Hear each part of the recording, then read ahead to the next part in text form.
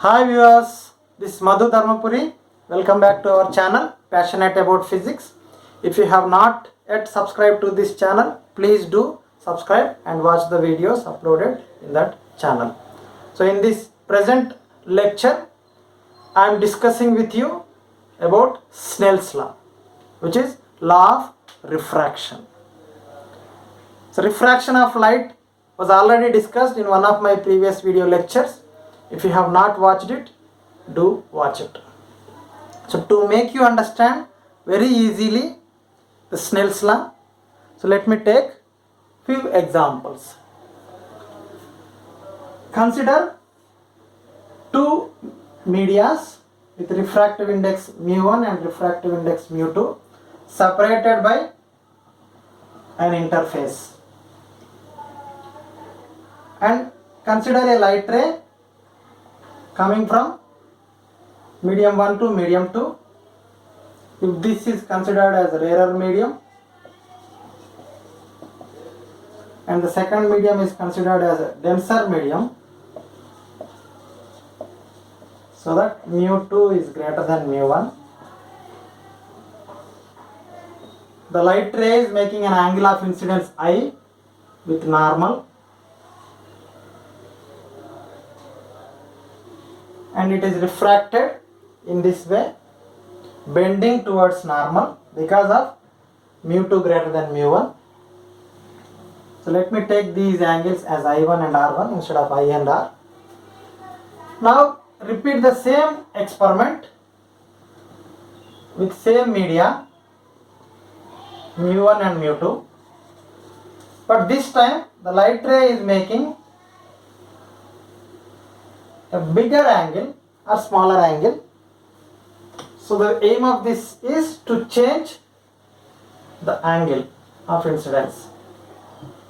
So I am taking little bigger.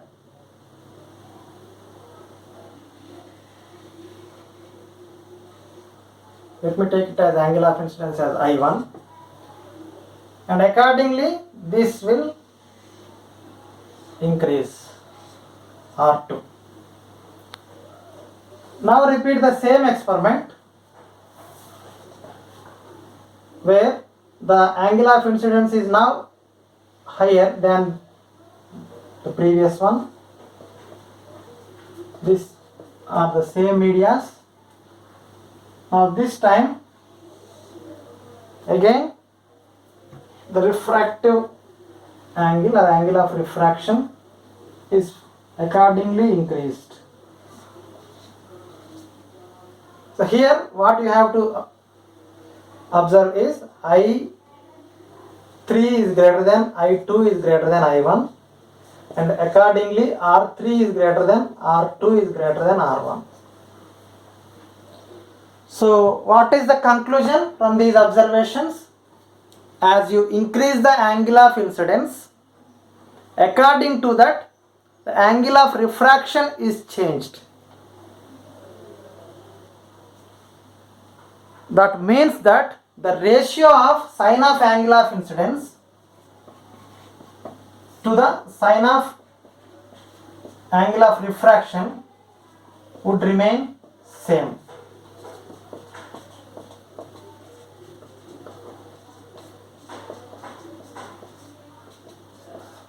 Which remains constant. And this can be written as simplest form: sin I by sin R is equal to constant, and this constant term is actually the ratio between the refractive indices mu2 by mu1, which we represent like this.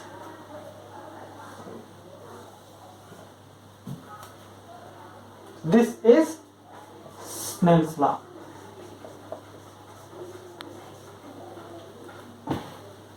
Right?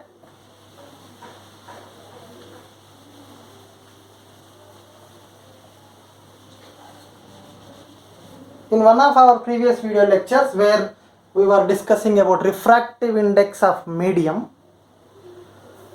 I have given you one expression for this ratio of refractive indices.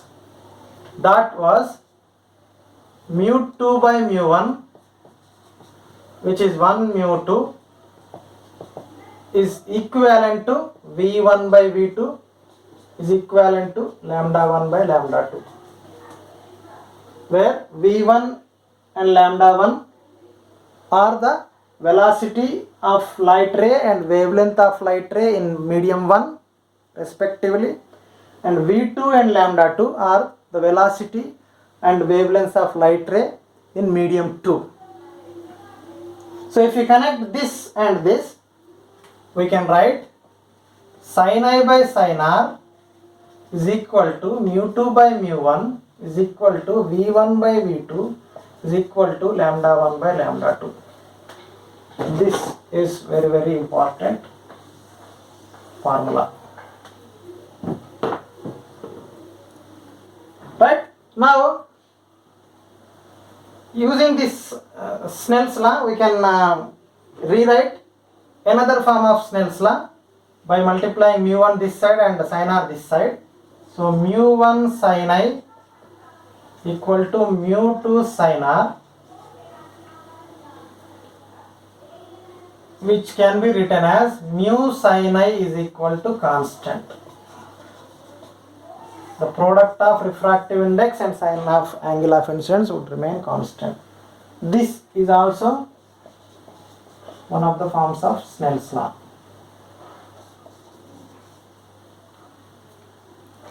Now, if the rarer medium is air, for example, if this rarer medium is air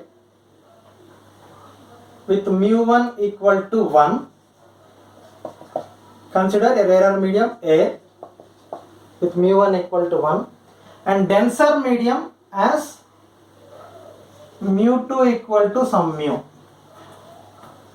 and mu2 is greater than mu1, where the light ray is making an angle of incidence I passing from rarer medium to denser medium with angle of refraction r.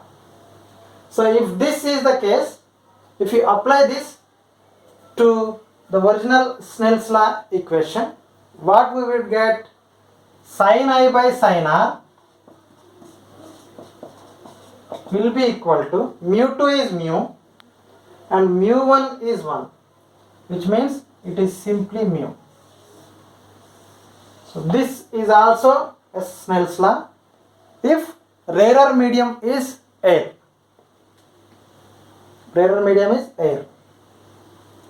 So this equation is applicable to all the pairs of angle of incidence and angle of refraction except for these two angles.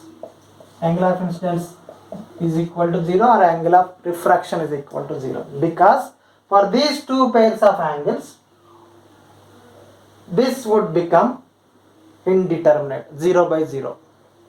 But except these two pairs, this equation is applicable to all the pairs of angles if this rarer medium is air or vacuum. Right? So the Snell's law, using this Snell's law, we can make some worth noting points which are very, very important for entrance examinations. For example, consider a light ray coming from rarer medium to denser medium. So consider a rarer medium here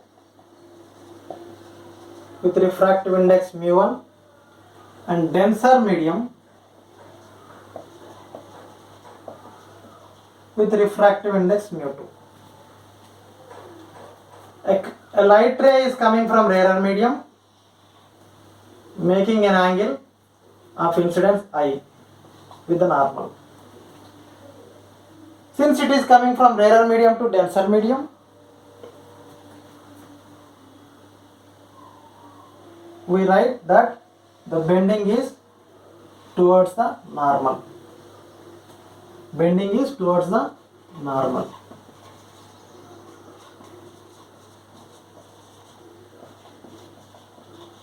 This is actually written using this law only.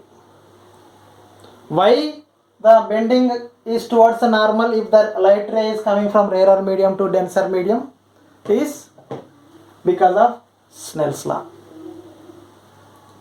What Snell's law is telling you? Sin I by sin R equal to mu 2 by mu 1. Right? So if mu 2 is greater than mu 1, for example here, mu 2 is greater than mu 1, then I must be greater than R. Then I must be greater than R.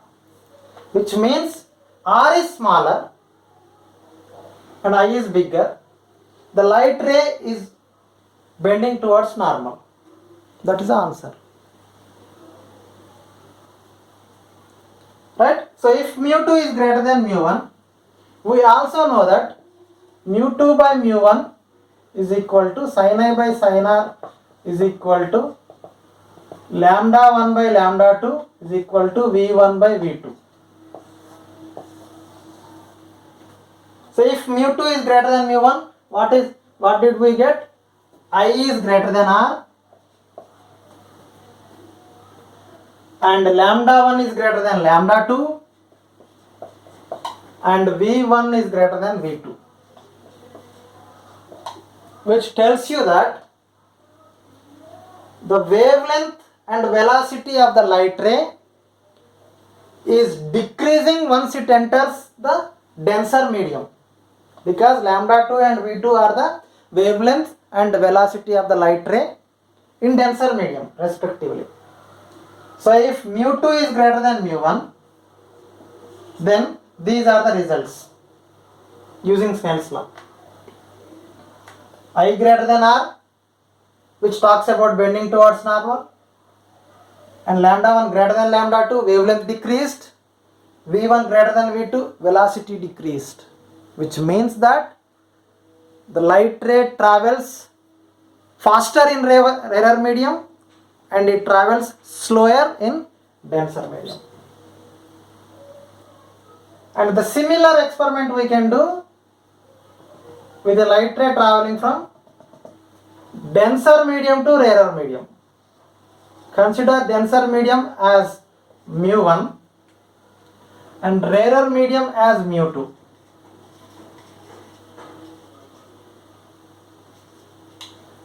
And consider a light ray traveling from denser medium to rarer medium, making an angle of incidence I.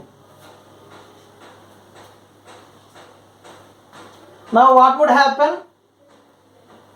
Since here mu 1 is greater than mu 2, because mu 1 is denser medium, mu 1 is greater than mu 2, R must be greater than I. R must be greater than I. So this time the bending will be away from the normal like this. So R greater than I. R bending away from normal.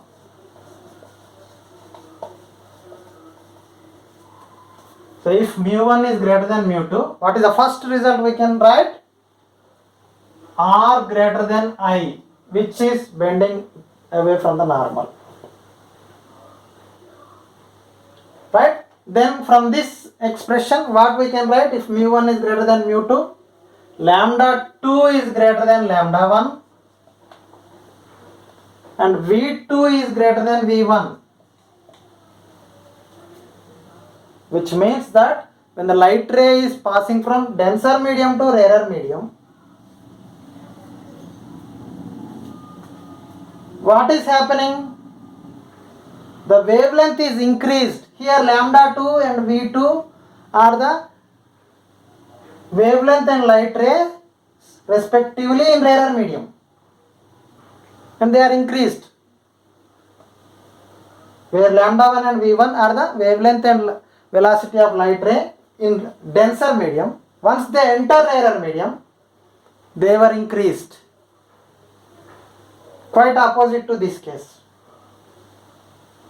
These results are very important for the entrance examination. which are the applications of Snell's law.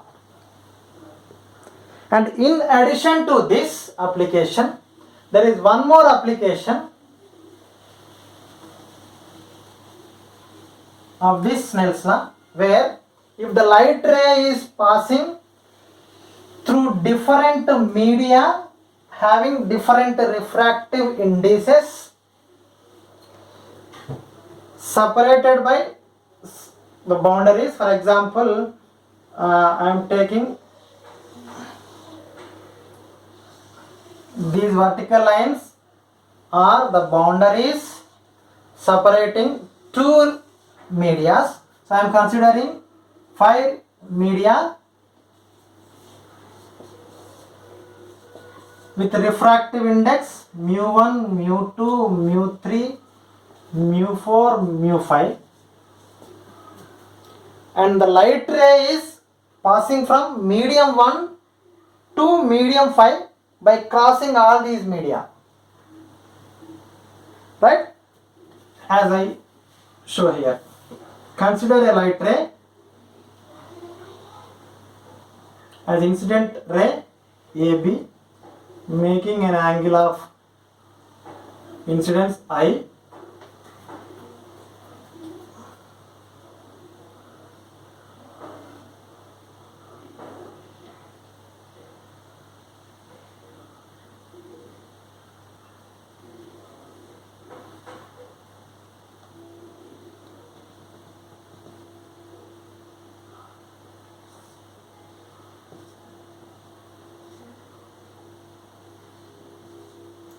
the emergent ray from medium 5 is CD.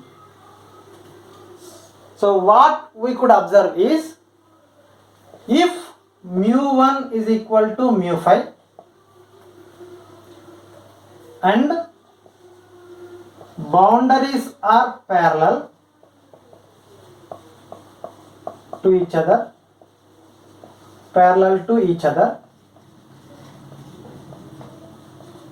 if mu1 is equal to mu5, that means refractive index of the first medium and fifth medium is same, and all these boundaries are parallel to each other.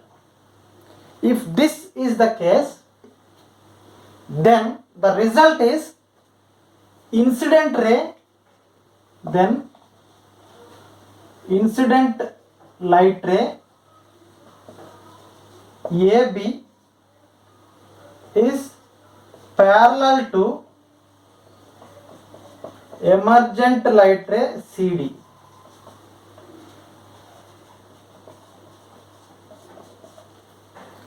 The incident light ray will be parallel to the emergent light ray CD, which means that I will be equal to R.